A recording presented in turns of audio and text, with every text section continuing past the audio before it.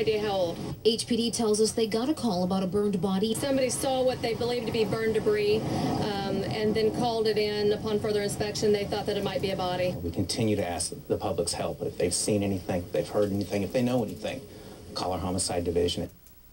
We are learning more information that little Jonathan Foster actually lived with his grandmother until about the middle of November this year, and then began living with his mother. His mother just wasn't quite up to taking care of him until that point. Happens all the time, happens every day in family homes across America. But to Mark Klass, president and founder of Klass Kids Foundation, there are so many inconsistencies, and we don't know if this is a missing persons case for Jonathan Foster, or if this is a homicide case for that little boy. Your thoughts?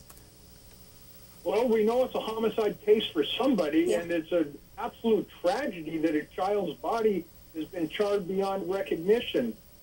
Gene, if this is from outside the family, if this is a registered sex offender or somebody with an extensive criminal history, I don't think it's going to be too difficult for law enforcement to hone in on that individual, because it will be somebody that's very, very familiar with the criminal justice system and has gone to extremes to cover their tracks and is capable of horrific deeds. And that certainly does not include everybody that is in the registered sex offenders list. That would be a very small percentage of those individuals, and I think that they would be able to locate that individual pretty quickly. But to Bill Majewski, very quickly, how difficult to find forensic evidence of the perpetrator when you have a burn situation?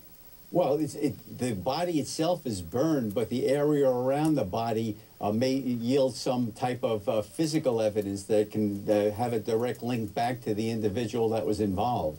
And that is one of the points. All right. Thank you so much to all of our guests tonight. Let us stop to remember Marine Land